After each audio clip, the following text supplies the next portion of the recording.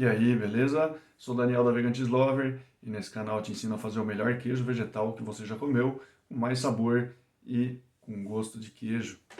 E para isso é importante que você olhe para os queijos vegetais a serem produzidos de uma maneira um pouco diferente, de repente, da que você tem olhado ultimamente. Porque você fazer um queijo vegetal, num primeiro momento, claro, pode parecer uma mistura de vários ingredientes e pronto, né? Depois chega num resultado final e aí você vai gostar ou não. É outra história.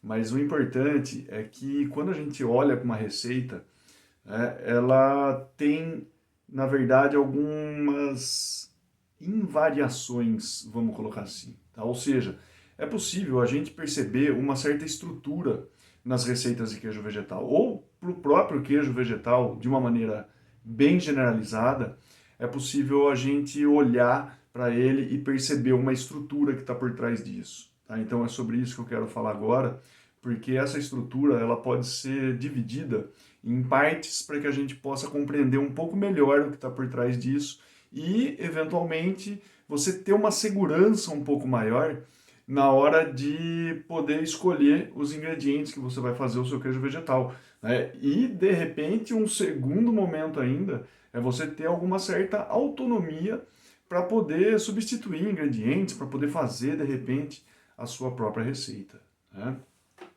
Agora, é interessante notar que essa estrutura, a qual eu vou falar agora, ela tem uma correlação com os macronutrientes que a gente precisa ter em mente na hora da construção de um queijo vegetal. Tá? Esses macronutrientes eles são representados principalmente pela proteína, pela gordura e depois pelo carboidrato. Tá? Cada um desses macronutrientes eles têm uma importância na composição de uma receita. Por exemplo, a proteína ela acaba por dar uma certa estrutura, né? Ela é o componente fundamental do queijo vegetal. É ela que vai estruturar toda aquela massa que depois vai se formar, né, enquanto uma peça. Então ela é muito importante. Quando a gente não tem essa, essa proteína, a gente pode usar de outros artifícios para manter uma certa firmeza e depois ele ter uma certa resistência ao corte, né? Depois a gordura, ela já traz uma questão muito mais de textura, ou seja, aquilo que você percebe quando você come o queijo vegetal, quão gorduroso ele é, né? Porque se ele não tiver gordura, dificilmente ele vai estar parecido com um queijo tradicional, porque o queijo tradicional ele tem muita gordura, né? Então, esse é um macronutriente super importante para a gente pensar. E depois o carboidrato, ele entra muito mais para equilibrar sabores, né? Porque o carboidrato, ele pode vir, né, ou pode ser lido numa estrutura menor, como açúcar, tá? E ele pode equilibrar sabores, mas também ele pode ser fonte de alimento para as bactérias que vão fermentar o queijo vegetal. Mas de qualquer forma, esses macronutrientes eles valem tanto para queijo vegetal fermentado quanto para os não fermentados. E agora sim, falar desses três blocos que compõem essa grande estrutura e depois alguns ingredientes que aparecem como exemplo disso. Então, quando a gente pensa o queijo vegetal, a gente pode dividir ele em termos estruturais, em termos de textura e em termos de sabor. Ou seja, a gente vai ter, quando pegar qualquer receita praticamente, você pode identificar os ingredientes que eles fazem parte da estrutura, né, que vão compor essa estrutura do queijo vegetal, que normalmente são ingredientes que vêm em maior quantidade. Depois, olhar para os ingredientes que fazem parte da textura do seu queijo vegetal e aqueles que vão compor o sabor. Tá? Assim, esse é um plano um pouco mais analítico que eu estou colocando aqui. Ou seja, é possível a gente perceber isso na teoria, porque na prática nem sempre a teoria funciona, né? Mas nesse caso ela funciona assim. A única coisa que é importante ter em mente também é que alguns ingredientes eles podem, claro, fazer parte numa maior escala desse grupo de estrutura, por exemplo, mas ele também acaba por compor a própria textura, tá? E eventualmente também delegar algum sabor. Então, não é uma divisão assim super clara desses três pontos ou os ingredientes que vão fazer parte de cada uma dessas partes, eles não podem interferir na outra. Normalmente eles interferem sim, porque o que acontece para você ter um queijo vegetal é uma sinergia entre todos os ingredientes que estão ali, né? E isso é muito importante ter em mente. Então, por exemplo, quando a gente fala de estrutura, quais são os principais ingredientes que vão formar essa base do queijo vegetal? Né? São os ingredientes que têm maior quantidade na receita. Normalmente, estamos falando de oleaginosas e leguminosas, tá? Ou seja, as castanhas de um modo geral.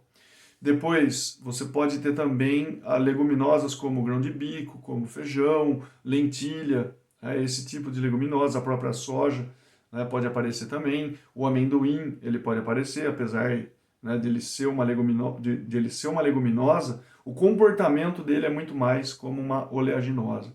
E depois as sementes, elas também podem compor, principalmente semente de girassol, né? Então, são os ingredientes que vão dar estrutura, né, que eles têm uma carga de proteína um pouco maior e eles vão dar essa estruturação para o queijo vegetal. Depois, a parte da textura, ela vai vir principalmente pela gordura, como eu falei anteriormente, e agora sim, a gente vai precisar olhar para os óleos. Então, pode ser óleo de soja, óleo de girassol, óleo de canola, como também pode ser o óleo de coco. E aí que entra o que eu falei agora há pouco. O óleo de coco, por exemplo, ele vai sim dar uma contribuição na textura, tá? Mas ele pode contribuir também com a estrutura, uma vez que o óleo de coco ele é uma gordura saturada, ou seja, abaixo dos 25 graus ele fica sólido.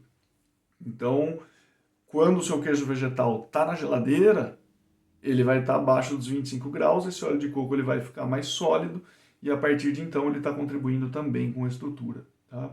E depois a gente tem os elementos de sabor, que, claro, né, são ingredientes que vão colaborar para que o seu queijo vegetal ele se aproxime em termos de gosto de um queijo. E aí, assim, aí tem dois grandes caminhos a seguir, né? Os queijos vegetais que não são fermentados, eles se utilizam de saborizantes numa maior escala.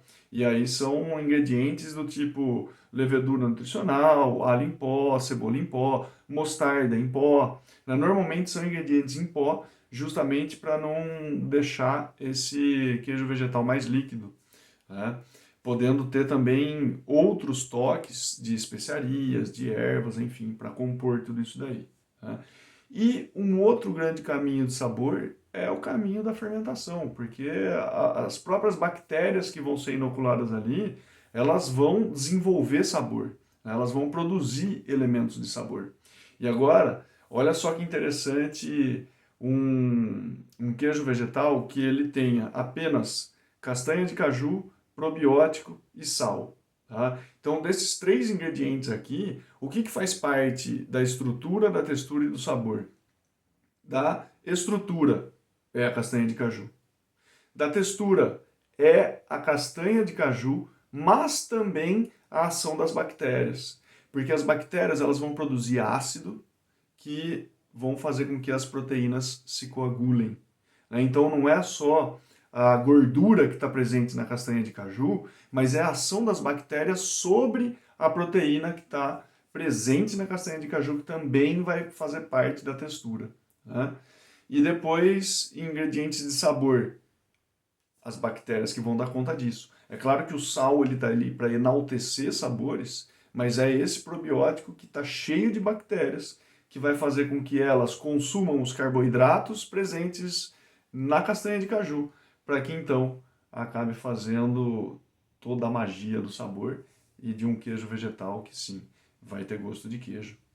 E depois conta para mim nos comentários, que aí sim eu tô curioso. Você já tinha olhado para o queijo vegetal dessa forma, dividindo ele em estrutura, textura, sabor? A gente continua essa conversa nos comentários.